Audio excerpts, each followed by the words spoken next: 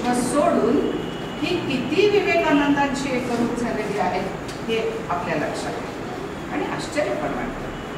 इतकं माणूस स्वतःला विसरतो आणि एका वेगळ्या अर्थाने दुसऱ्याच्या विचारांची त्याच्याशी भावनात्मक दृष्टीनं समरस होतो आणि जीवन त्याच्यासाठी अर्पण करण्यासाठी तयार होतो.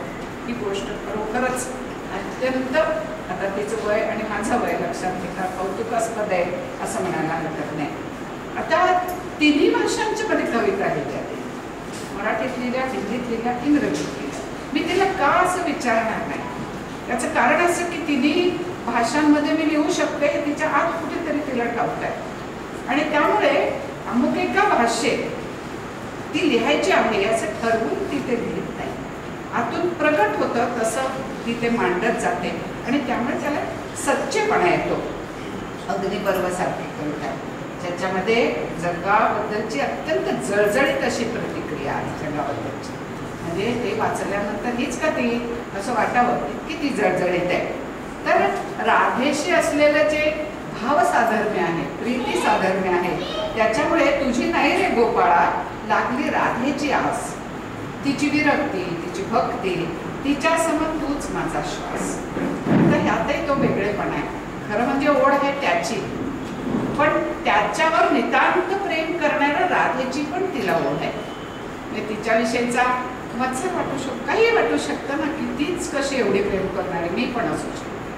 पण तिला त्या राधेच्या वेगळेपणाची, समर्पिततेची इतकी जबरदस्त जाणीव झालेली आहे की त्यामुळे ती त्या राधेकडेही जायला उत्सुक आहे, राधेलाही भेटायला उत्सुक आहे. मी तिच्या व्यक्तित्वाचं असं वर्णन करेन, अंतर्गत प्यास. ही प्यास संपत नाही.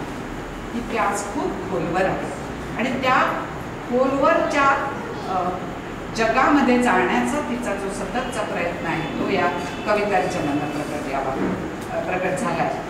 कालच माझ्याकडे याचे चित्रकार आले होते तिच्याबरोबर आणि आल्यापासून त्यांचं कौतुक चालूच आहे. ते मी पुन्हा एकदा करते, कारण ज्या वेळेला कुठल्याही साहित्यकृतीवरती एखादं चित्र असतं त्यावेळेला ते सार्थ असणं फार महत्त्वाचं असतं.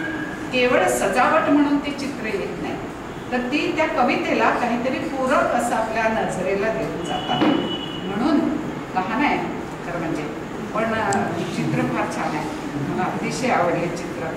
तेव्हा तो चित्रकार, ती कवयित्री अधिकाधिक प्रगल्भ होत जावं आणि अंतर्मनाच्या शांतीचा जो प्रकाश आहे तो तिच्या अंतःकरणामध्ये उजळत जावं. तिला तिचा आणि तिला ज्याचा कशाचा शोध घ्यायचा आहे तो घेण्यासाठी उत्तम शांतता मिळो अशा शुभेच्छा मी देते.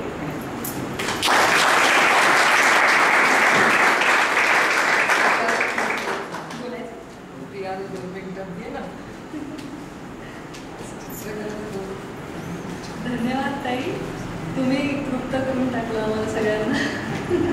एवढा मोठा माझा परिचय करून दिला की मला संकोच वाटत होता. खरं म्हणजे बोलणं आमची काय फर्स्ट लँग्वेज नाही आहे, तेव्हा फक्त मला सगळ्यांना धन्यवाद सांगायचा आहे क्लाउड स्टुडिओतर्फे.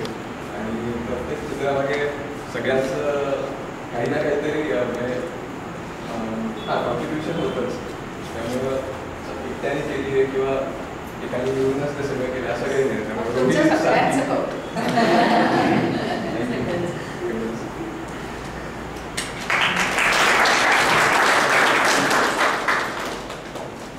तर सगळ्यांना कार्यक्रम नक्कीच आवडला असेल. खूप सुंदर मनोगत आपल्या समोर आज आली. या कार्यक्रमाला आपण सगळेजण उपस्थित राहिला याबद्दल आपले आभार. आई 2 मिनिटं बोल ना काहीतरी.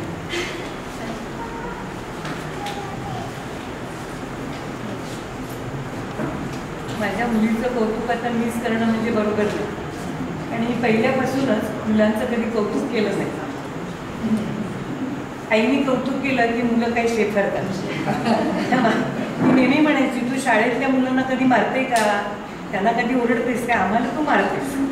तिला आणि राहुलला खूप मारले. पण त्या मारण्याच्या मागचा हेतू काय हा त्यांना आता कळतो. तेव्हा त्यांना वाटलं असेल आई किती मारते ओरडते. पण त्यावेळेला असं होतं की मला नेहमी वाटायचं आपण शिक्षक असल्यामुळे दिवसभर शाळेमध्ये असतो आणि जितकं आपल्याला आपल्या मुलांकरता वेळ द्यायला पाहिजे तितका देता येतो, त्याची मला खूप खंत वाटायची. रोज मी शाळेत जाताना राहुल रडायचं, जात असताना दुःखी असायची. 5 मिनिटांनी येऊन काही विसरलं असेल तर घरी येऊन बघावं तर हा खेळत असायचा. मग मला वाटायचं की अरे त्या क्षणी तो रडतोय, पण आपली तिकडे पण दुसरी मुलं वाट बघतात आणि नोकरी करणं आवश्यक होतं.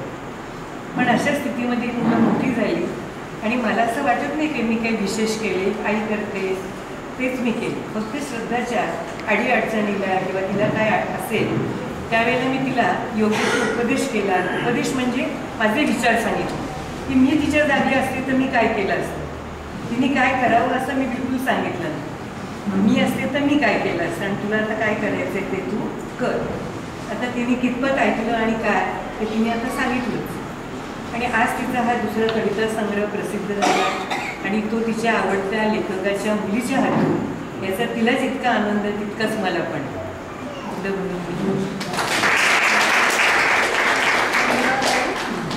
एक छोटीशी गोष्ट राहून गेली. ई साहित्य प्रतिष्ठान यांच्याकडून कायम फक्त मराठी साहित्य प्रकाशित होत राहिलेलं आहे. पण जेव्हा श्रद्धाताईंनी हा कविता संग्रह त्यांना दिला तेव्हा ते बोलले की 3ही भाषा आहेत ना, तर आम्ही नाही, म्हणजे आम्ही फक्त मराठीमध्ये प्रकाशित करतो, तरीसुद्धा तुम्ही कविता द्या, आम्ही ठरवू. आणि जेव्हा त्यांनी कविता वाचल्या तेव्हा त्यांनी फोन करून ताईंना कळवलं की तुझ्या कविता इतक्या सुंदर आहेत की आम्ही भाषेचं काही त्यामध्ये आता ठेवणार नाही, आम्ही डिसिजन घेतली आहे की तुझा हा काव्यसंग्रह आम्ही प्रकाशित करणार आहे. तर अशा सुनील सावंत त्यांचे अध्यक्ष, त्यांचं आभार आणि पुन्हा एकदा चित्रकारांचे पण आभार. आणि आपण सर्व